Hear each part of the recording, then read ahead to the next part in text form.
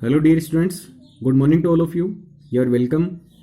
Exercise 4.3 में हम question number 6 discuss कर रहे हैं। देखो, if the work done by a body on application of a constant force is directly proportional to the distance travelled by the body, express this in the form of an equation in two variables and draw the graph of the same taking the constant force as 5 units.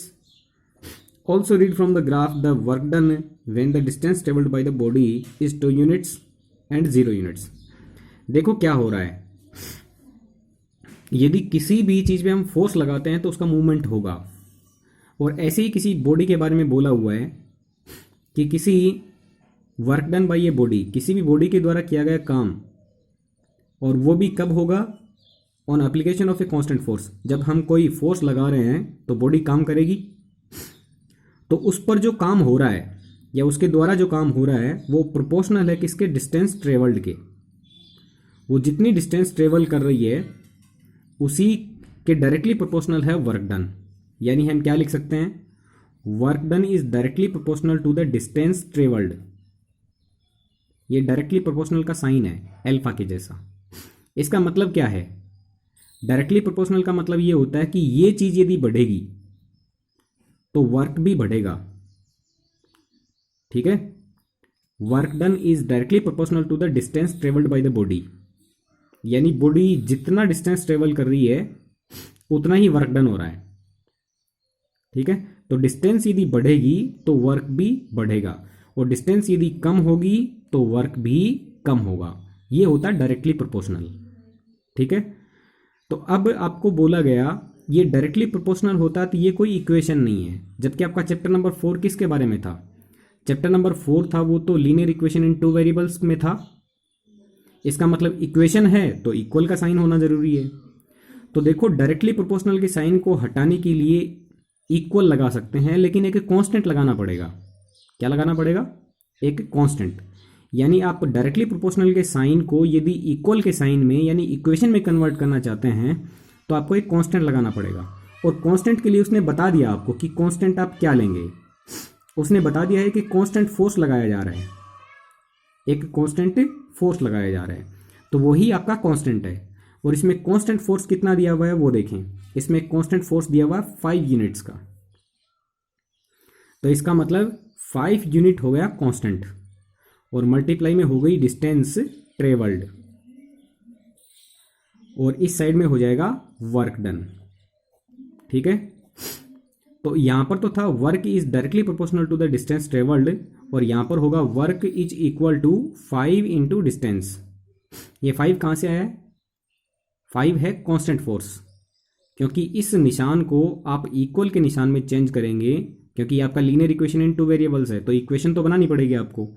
तो इस sign को आपको equal में convert करना पड़ेगा, और equal में convert करने के लिए उसने बता दिया कि कांस्टेंट फोर्स 5 यूनिट है।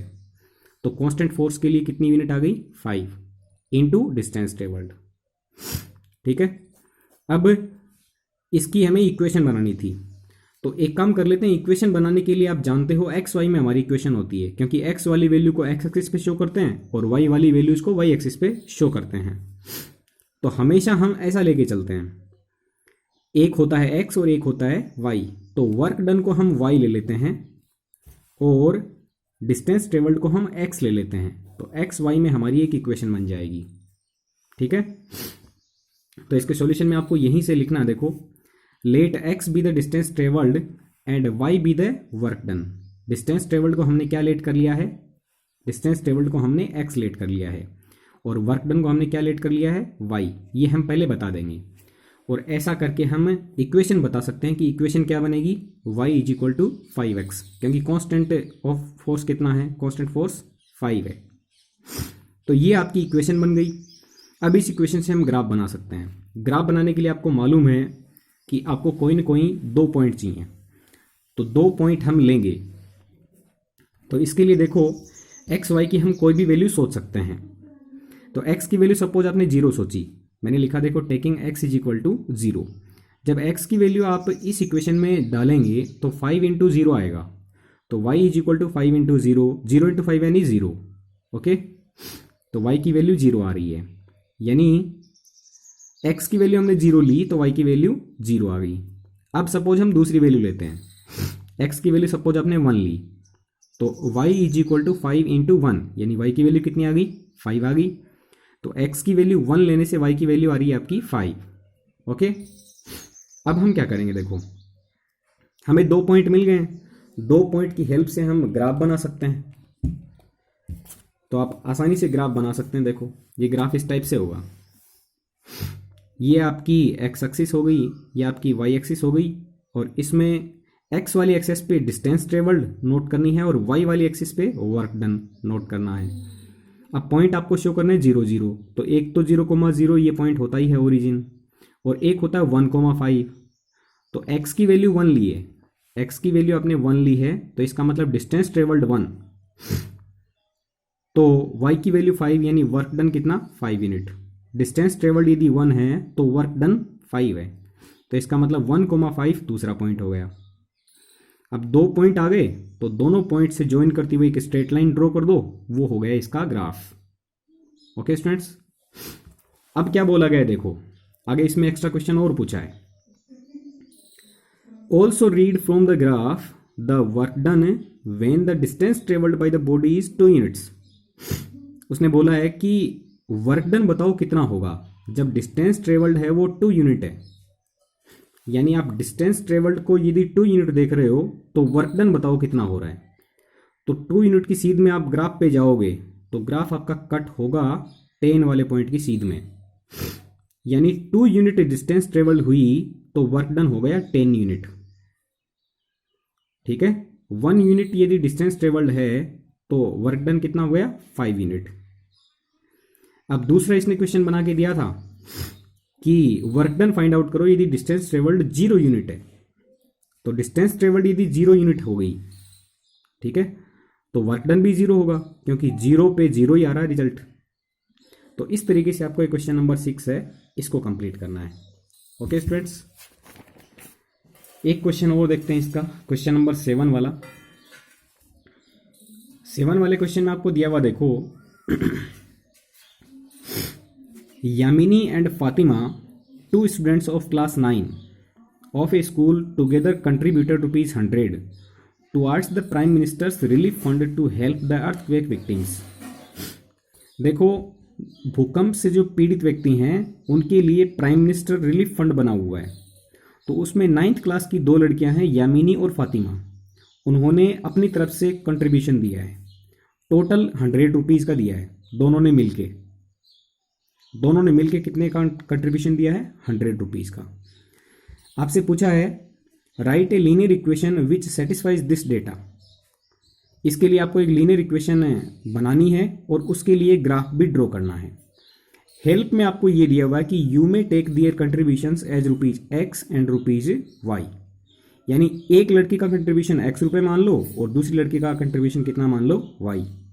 तो दोनों का कंट्रीब्यूशन यदि X Y मान लेंगे तो दोनों का सम करने से कितना आएगा, टोटल 100, क्योंकि दोनों ने मिलकर टुगेदर कितना कंट्रीब्यूट किया है, ₹100 कंट्रीब्यूट किया है।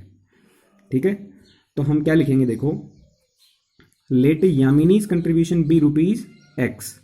एक लड़की का हमने क्या मान लिया कंट्रीब्यूशन, X रुपये है, दूसरी लड़की का कंट्रीब्यूशन हमने मान लिया Y रुपये, और टोटल दोनों का कंट्रीब्यूशन कितना है, ₹100।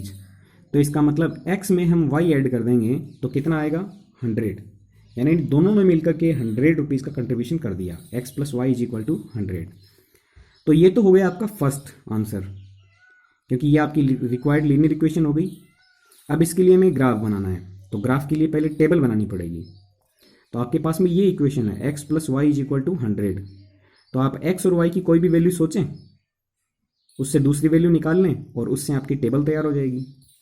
तो जैसे मैंने X की वैल्यू 0 लेट की है सबसे पहले, तो X की वैल्यू 0 लेट करोगे तो 0 + Y = 100, और यहाँ से Y की वैल्यू आ जाएगी 100। ठीक है, तो X की वैल्यू आपने 0 थिंक की तो Y की वैल्यू आई 100। अब यदि Y की वैल्यू 0 ले लेते हैं, suppose Y is 0, then X + 0 = 100, X की वैल्यू 100 आ जाएगी, यानी आपका पॉइंट हो जाएगा 100,0। एक पॉइंट हो गया 0,100 और एक हो गया 100,0। ठीक है, अब इसके लिए आपको ग्राफ बनाना है। तो ग्राफ में देखो 100 वैल्यू काफ़ी बड़ी है, और यदि आपके पास ग्राफ का साइज छोटा है तो आप इसको थोड़ा स्केल की हेल्प से मैनेज कर सकते हैं। जैसे एक बॉक्स को मैंने 25 यूनिट मान लिया तो आपका 4 बॉक्स में काम हो जाएगा, 25, 50, 75 और 100। ऐसे ही वाई वाली एक्सिस पे भी एक बॉक्स को आप 25 यूनिट मान लो, ठीक है, तो 4 बॉक्स में आपका काम हो जाएगा। अब आपको 2 पॉइंट प्लॉट करने हैं, एक तो 100,0 और एक 0,100। इन दोनों पॉइंट को आप ज्वाइन कर दोगे, आपको एक ग्राफ मिल जाएगा इस लीनियर इक्वेशन का। स्केल ध्यान रखना है, उसका कंट्रीब्यूशन है वो रुपीज़ में है, तो 1 बॉक्स कितने का बता रहा है, 25 रुपीज़ का, और 1 बॉक्स कितना होता है, 1 सेंटीमीटर का। तो स्केल आप क्या लिखेंगे, 1 box is equal to 1 centimetre is equal to ₹25। Okay students, तो इस तरीके से आपको ये 2 क्वेश्चन करने हैं। Thank you very much.